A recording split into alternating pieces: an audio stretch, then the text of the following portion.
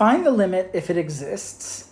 And here we're looking at the limit as x approaches negative infinity of sine squared of x over x squared plus 1.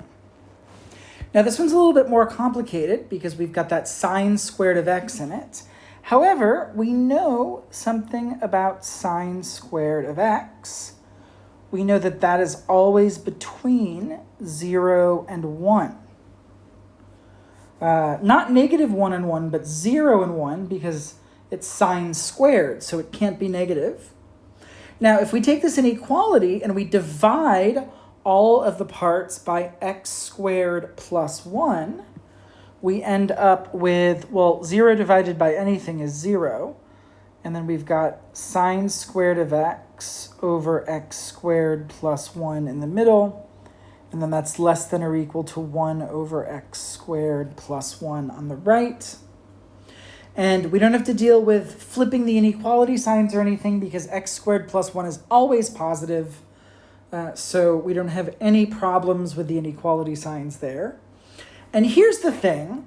This function in the middle that we're looking at, it's difficult to evaluate limits. However, the limit of 0 as x approaches negative infinity is 0 because it's a constant.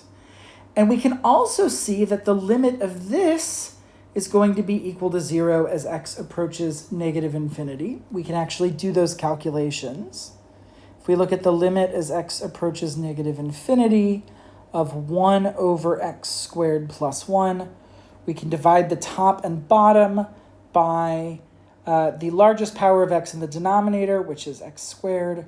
So this will be 1 over x squared. Let's put the limit in. And then in the denominator, we've got the limit of x squared over x squared is 1.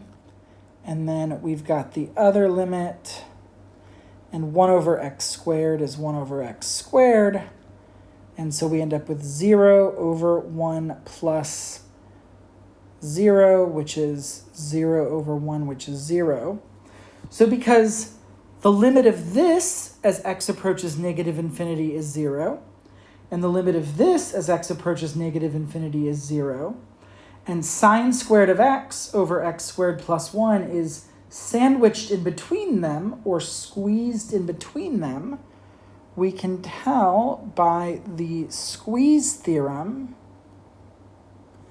that the limit of our function as x approaches negative infinity, that's sine squared of x over x squared plus 1, must also equal 0 because it is squeezed in between these other functions that have a limit of 0. So by the squeeze theorem, we know that this limit is also going to end up being equal to 0.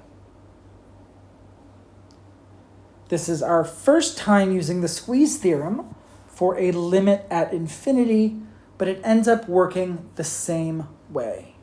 And we can even see how that works by taking a look at the graph of this function, of these three functions. Here you can see the graph of 1 over x squared plus 1, and then of course the graph of 0, and you can see how the graph of sine squared of x over x squared plus 1 is sandwiched in between those. So of course, as we're moving towards negative infinity, since both of these functions are closing the gap in at y equals 0, this limit is also going to have to be equal to 0.